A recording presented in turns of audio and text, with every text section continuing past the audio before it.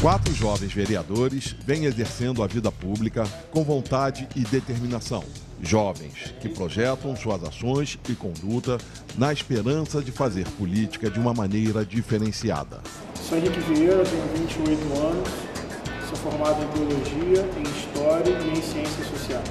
Eu sou Bruno Lessa, tenho 24 anos e sou formado em Direito. Meu nome é Daniel Marques, tenho 33 anos, sou formado em Direito, sou especialista em projetos socioambientais e mestre em Ciências Penais. Sou Leonardo Giordano, tenho 35 anos. Eu atuava como assessoria de comunicação, embora não tenha me formado. Por que a política, desviou o caminho de vocês, já que a gente pode falar assim? Costumo dizer que a gente só muda a política participando dela. E a política no Brasil precisa passar por um processo de mudança. E a gente começa a mudar a política através do ambiente onde a gente vive, através do nosso bairro, da nossa cidade. E foi isso que me encantou e foi isso que me fez entrar para a política e ser candidato. Acabei me descobrindo dentro dela, lutando por coisas muito simples. Eu estudei no Liceu, que é um colégio público aqui de Niterói, e no ano que eu estudei, o governo estadual atacava muito, faltavam professores. Eu tive dificuldade no segundo ano de ter professor de Física e Química, inclusive durante mais da metade do ano. E aquilo fez com que eu me envolvesse com reclamações muito pontuais, muito específicas da minha realidade. Era o professor, era a sala, uma reforma que o colégio precisava há muito tempo. E acho que todo militante é assim, no fundo ele começa fazendo a descoberta que do outro lado da rua da casa dele tem uma necessidade e aquilo vai se ligando e ele vai percebendo que precisa lutar para mudar o mundo mesmo. Eu tinha alguns trabalhos enquanto militante do Partido Verde, foi o meu primeiro e é meu único partido até hoje. A questão ambiental sempre me tocou muito desde jovem, desde muito antes de me formar. E a gente começou, como grupos de amigos, a idealizar algumas propostas para a cidade, pequenas manifestações. E quando eu entrei na faculdade, a gente começou a organizar um pouco mais a história, e aí começamos a movimentar já remédios judiciais, ações judiciais, com os amigos já formados. Então eu começo a minha militância na adolescência, na luta pela reforma psiquiátrica, na luta antimanicomial, no viés dos direitos humanos. Depois eu me envolvo no movimento estudantil dentro do seminário onde estudei teologia, tentando traduzir, como diz o Paulo Freire, a minha rebeldia, o meu sentimento de desajuste com o mundo, em uma ação revolucionária, ou seja, em um espaço coletivo, com um programa de transformação da realidade, tentando dar consequência pedagógica à minha rebeldia.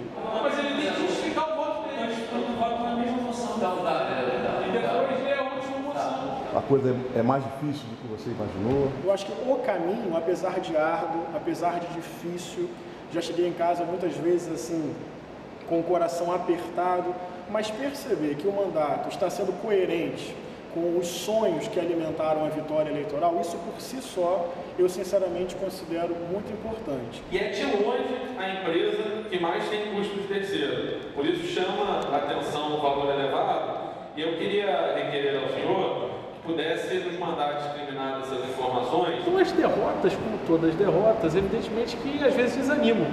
Eu tenho críticas à Câmara. Eu acho que essa casa, como órgão do Poder Legislativo Municipal, deveria ser mais preocupada com os temas sensíveis da cidade, deveria debater mais os temas da cidade, deveria fiscalizar mais e melhor o Poder Executivo. Então, algumas coisas no mandato é evidente, estamos aqui há 2 anos e meio, não vai ser tudo que deixou a gente satisfeito, não vai ser tudo que foi de acordo com o que a gente acreditava, com o que a gente previa que ia ser. Precisamos sim ter monitoramento, precisamos sim ter tecnologia para deixar que comunidades se exploram essas áreas pela própria preservação e qualidade de vida deles mesmos. Mas você acha que gerou alguma decepção no teu eleitorado? Você não ter assumido o mandato e ter ido para o secretário logo no primeiro mandato, você acha que isso pode ter? Fui cobrado por vários amigos, eu fiz uma carta aberta à população de Niterói, obviamente voltada aos eleitores, de que ficaria metade do mandato lá, por ser um convite que não poderia jamais negar. Não só pela experiência pessoal, mas por poder aplicar política pública ambiental na cidade que eu vivo e que eu lutei. Eu não poderia me furtar de aceitar aquele convite, não me arrependo nem um pouco. Mas sempre aqui, como critério, responsabilizamos a autoridade política por aquilo que fazem os seus prepostos. E isso sempre foi assim. Eu particularmente sou muito satisfeito com mesmo que tenham derrotas e dificuldades, eu sou muito satisfeito com as coisas práticas que a gente pode conseguir aqui. Eu fico me lembrando, aqui na Câmara eu presido a Comissão de Cultura, Comunicação e Patrimônio Histórico. Propus aqui 2 frentes parlamentares, tive apoio de todos os meus colegas para conseguir. Aqui tem um vereador do PSOL, um do PSDB, um do PV e um do PT. E ainda assim a quantidade de ações que a gente teve conjuntamente é bem grande. Dá para falar de várias coisas que a gente fez junto aqui pela cidade. Eu concordo com a preocupação do vereador Bruno Lessa, e o que está acontecendo agora é um bom exemplo. O trabalho de vocês aqui está repercutindo bem, né, com as pessoas que votaram em vocês, né? O contato com a população controla o mandato, o contato com a população fiscaliza o mandato e o contato com a população traz pautas e demandas para o mandato. A gente também criou alguns mecanismos para tornar isso regular e frequente, e ouvir sempre as pessoas e orientar as nossas ações a partir disso. Os movimentos sociais organizados, eles já vão te dando o parâmetro da tua atuação. Então eu procuro fazer assim, porque dessa forma você consegue corrigir se não estiver indo bem num tema, se tiver que mudar alguma coisa, antes de você fazer disso um problema com a população. Você pode o tempo todo ir se consultando com ela. Eu procuro atuar dessa forma e desse jeito eu tenho visto que, no geral, as pessoas têm gostado dos resultados da gente, têm ficado animado. Eu particularmente tenho notado um feedback positivo quando ando na rua, quando converso com as pessoas sobre o mandato que eu tenho realizado aqui. Desculpa eu voltar a debater nessa tecla da idade, né? Vocês têm que provar mais para os outros que vocês são competentes. Acho que ser jovem traz pontos positivos e traz pontos negativos. Tem gente que vê isso já de primeiro como algo positivo, porque associa a ideia de juventude à ideia de renovação. Tem gente que pode ver em um primeiro olhar como algo negativo, porque passa a ideia de uma certa imaturidade ou inexperiência. Acho que só o trabalho concreto, com o tempo, com os discursos, mas principalmente com as ações, você vai demonstrando a que serve a sua juventude, né? E eu tenho umas passagens assim, no mínimo pitorescas, de gente que, algumas pessoas, mais de uma, aliás várias, já me pararam na rua e falaram assim: rapaz, eu não dava nada por você. Você está fazendo um bom mandato. Pô, obrigado lá pelo que você está defendendo. Quantas vezes eu já fiz discussões aqui com alguns colegas e o sujeito colocava um argumento, eu colocava um argumento oposto que neutralizava o argumento elencado. Aí o sujeito botava outro argumento e eu colocava outro argumento novamente que de fato anulava aquele argumento. E quando todos os argumentos acabam, é muito comum você escutar assim: meu querido, um dia você vai ter a minha idade, você vai entender que eu não tenho mais argumentos, mas a minha idade faz com que meu ponto de vista esteja certo. Isso é a evidência assim, de que existe mesmo preconceito etário, né? Existe alguma possibilidade assim de vocês serem do mesmo partido? Porque na verdade vocês nunca... A divergência é muito pouca. Eu não vejo problema nenhum da gente ser do mesmo partido. É possível, pavimentação é gênero e gramado é espécie. Só a gente adequar o que a gente quer para cada contrato. Obrigado. Precisa mudar para o país dar certo. O país que eu quero é um país que não tenha pobres. Mas um país sem pobres é um país que tem que ter a coragem de não ter os ricos. Nós só solucionamos o problema da pobreza distribuindo renda, terra e propriedade, atacando os interesses dos donos desse país desde a sua colonização. Eu ouço muita gente falar que desistiu do país, dizer que não acredita mais, que acha que não tem mais jeito. Eu acho que a gente tem a responsabilidade de falar: olha, não, o Brasil tem jeito, a gente pode mudar o país, agora a gente precisa participar do processo de mudança. A gente precisa ter uma eleição com paridade de armas, claras, mas com fiscalização para quem não a cumpre. E aí a gente começa a falar de município, de um estado, de um país realmente republicano, democrático, com uma democracia plena, com uma Constituição prega. É o maior ciclo histórico de desenvolvimento humano da história do Brasil em números. É um processo político fantástico. Aqui no estado do Rio de Janeiro a gente teve uma ex-empregada doméstica governadora do estado, e o presidente do nosso país foi um torneiro mecânico, e a atual presidente é a primeira mulher da história do nosso país. Isso tem sua relevância, seu valor. Eu vejo isso, na verdade, como uma dedicação a um projeto que tem valido a pena, apesar das suas dores, das suas dificuldades. 30 de abril, a Academia Niteroense de Belas Artes homenageou com certificado e medalha 2 funcionários da Câmara Municipal de Niterói. Adorei, estou assim, feliz da vida. Pelo menos a homenagem está sendo uma homenagem em vida. E Moacir, que também é compositor de músicas como A Nega Tá na Jura. Os amigos de trabalho estiveram presentes. Estou muito bem feliz, ainda mais com essa preta aqui, Nossa Senhora.